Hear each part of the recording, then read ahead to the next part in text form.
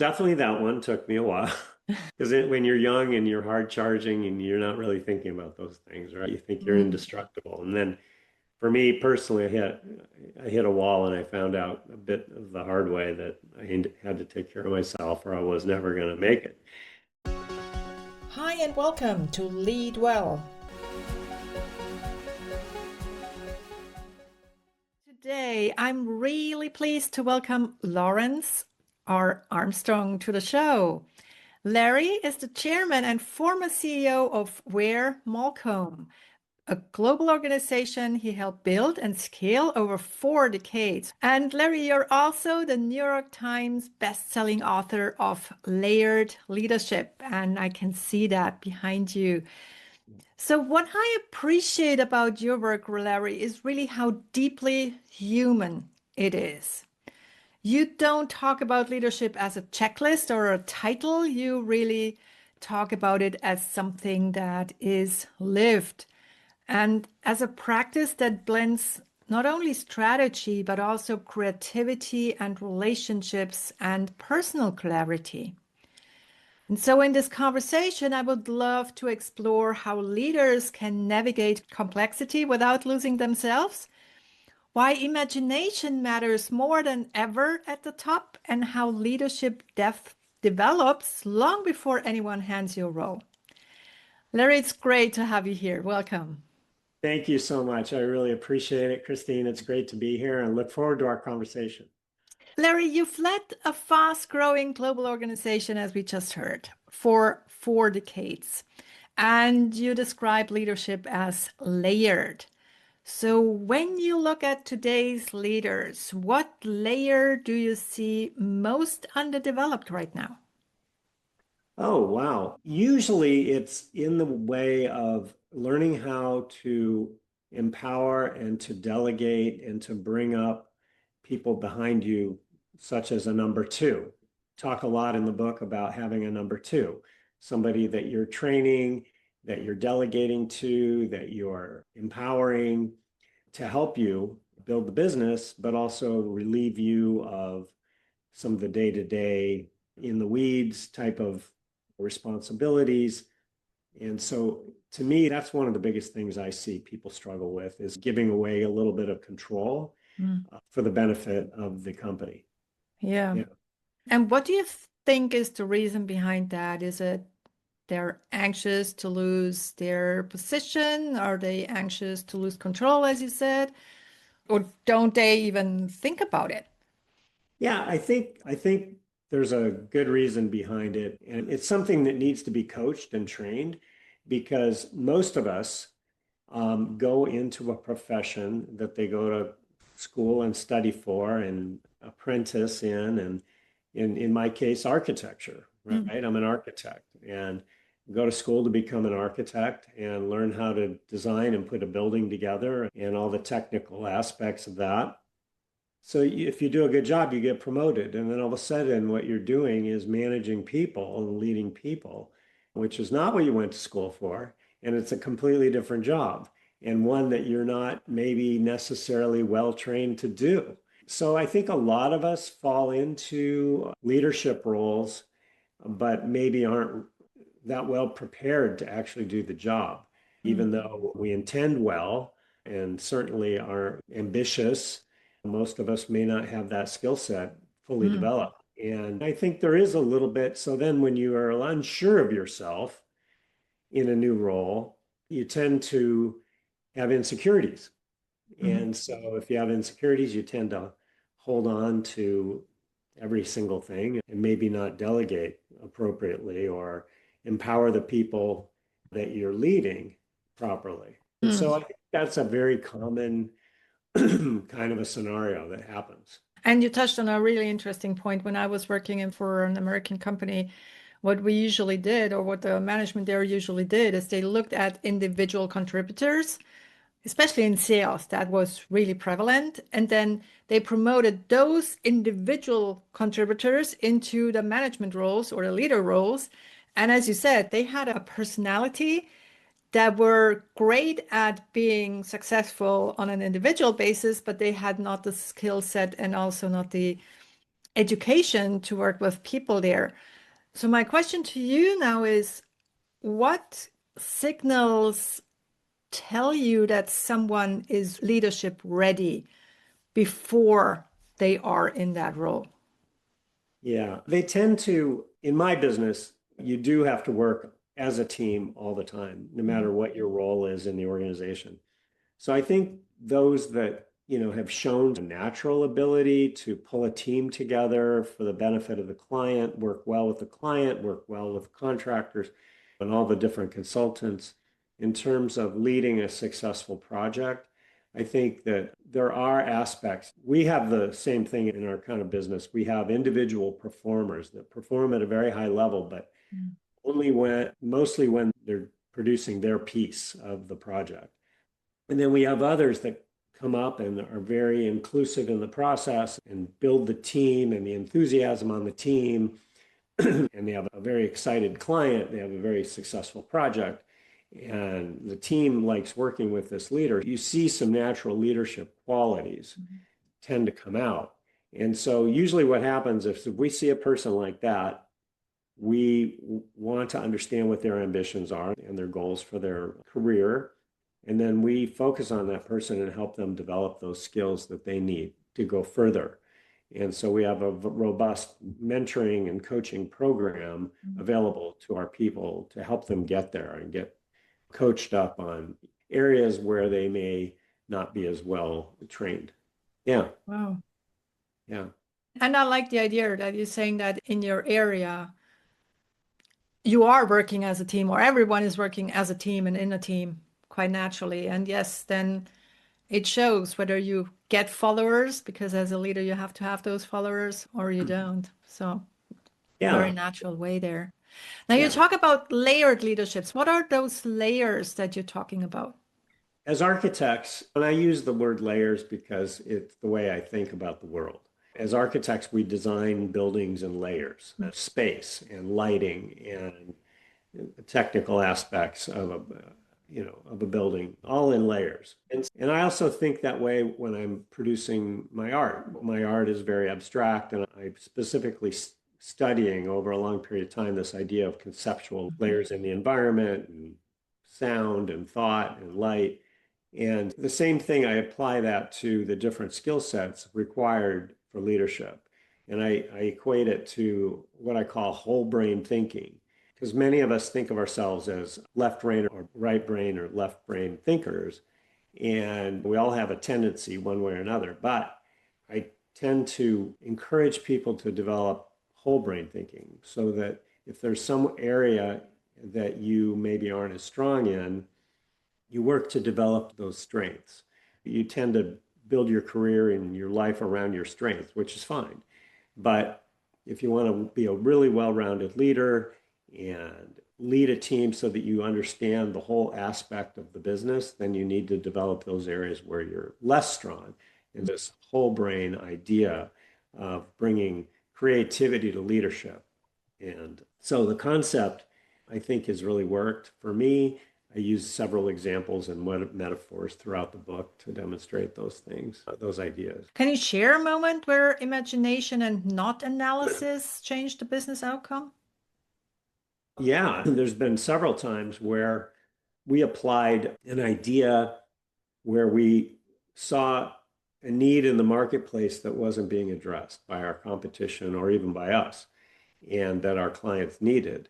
And I also, I should say, rely on certain business books that I talk about in the book. And one of them was called Blue Ocean Strategy. And that's really what this book talked about, and we've used quite a bit.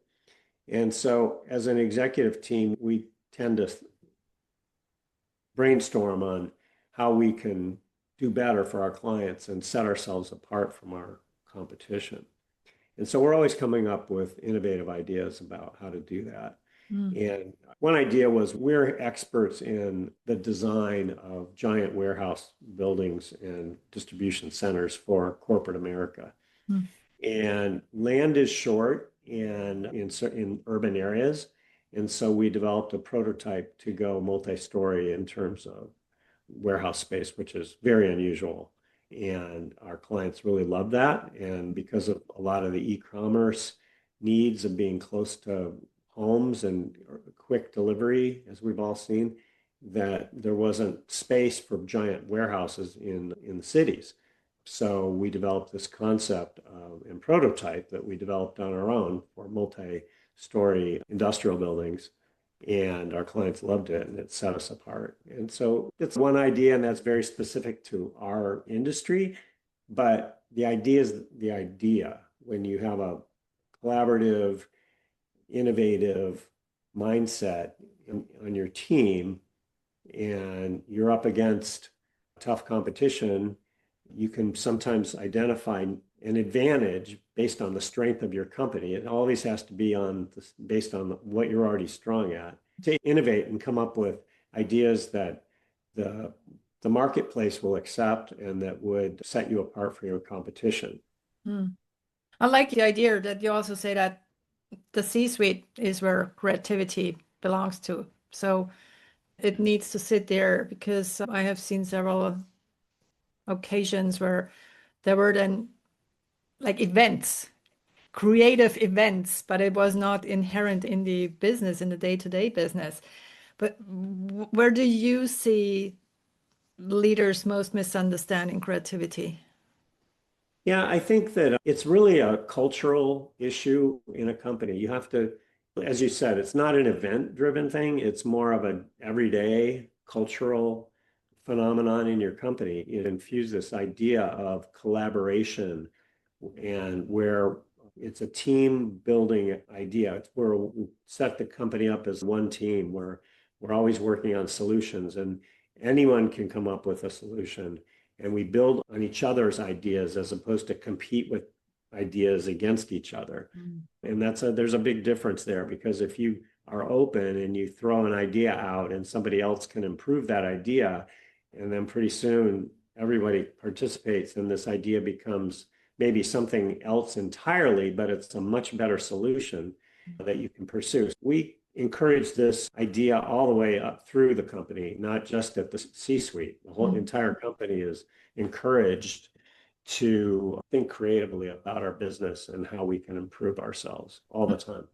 And what I'm hearing as well is that also fosters and emphasizes the idea that curiosity is something that is needed. So, what or how can leaders design the environment so that curiosity is rewarded rather than seeming risky? Yeah, exactly. And that's a great point. You have to create an environment where people are encouraged to offer up ideas that they think will improve the company. And so we have a system in our company, and I started it many years ago during a recession. It was called WM 3.0. Every person in the company was encouraged to submit ideas related to several categories of our business. And we got over 1,000 ideas, and it was amazing. And we put groups together, little subcommittees to develop these ideas, prioritize them, figure out which ones we were going to implement, which ones we weren't. Some were very fast and easy to implement, and we just went ahead and did them. And then some were longer term that took a little bit of a shift within our company, and we developed those on a more long-term basis. But at the end of the day, these ideas really improved the company a lot and pushed us forward a lot. And people throughout the organization got to participate and were acknowledged for their participation and their ideas. And so we've kept that program going. It's been going for 18 years or something like that.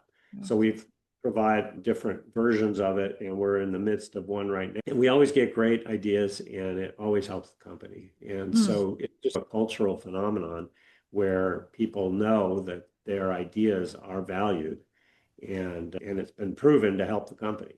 Now that made me curious because I would love to learn more about the actual details of that because what are you doing there to prevent groupthink and bias in those ideas? So how do you collect them as an initial step? And what are the steps then in the process and progress of identifying what are the ideas that you're actually putting into practice then. Yeah, what happens is the ideas are simply submitted, so they're raw by Mm, an individual. There is in the different categories, there is a subcommittee, a workshop committee assigned to every one of those categories.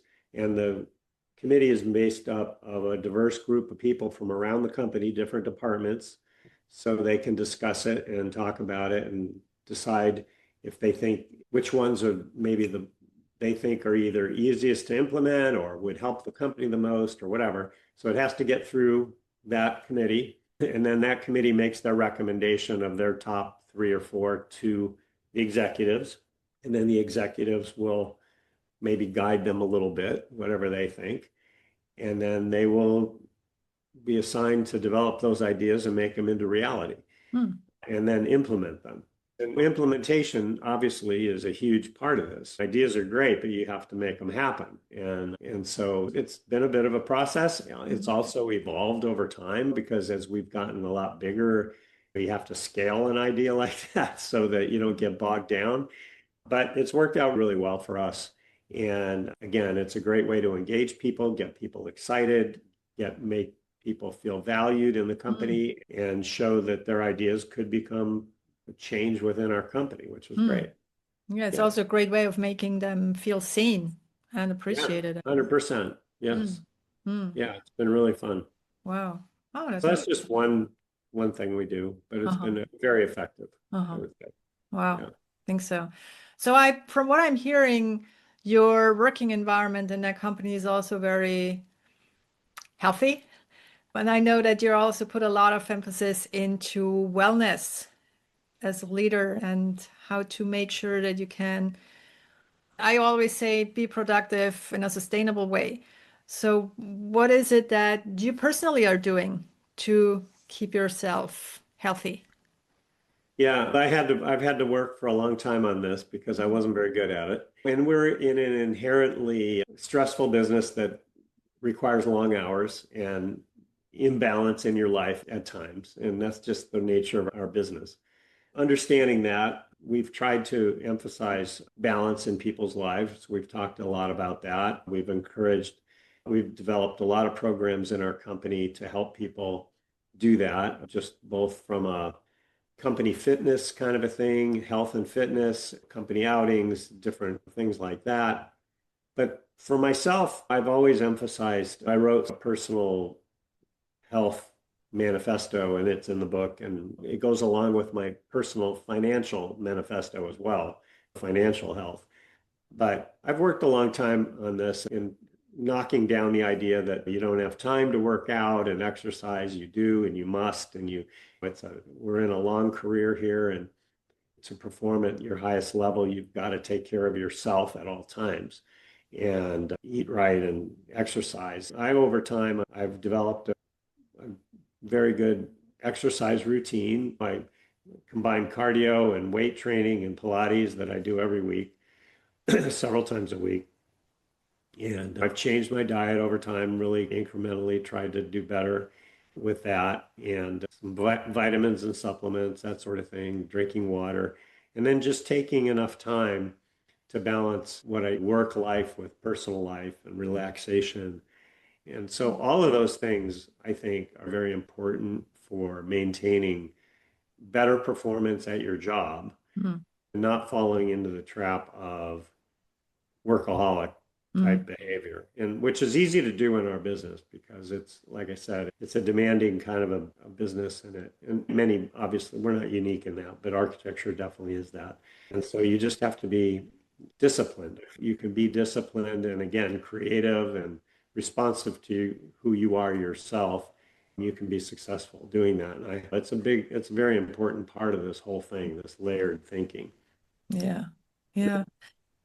So, when you look back at your own leadership journey, which layer, you just mentioned wellness is probably one layer that was a bit harder to learn for you. So, which layer would you say took you the longest to learn and why?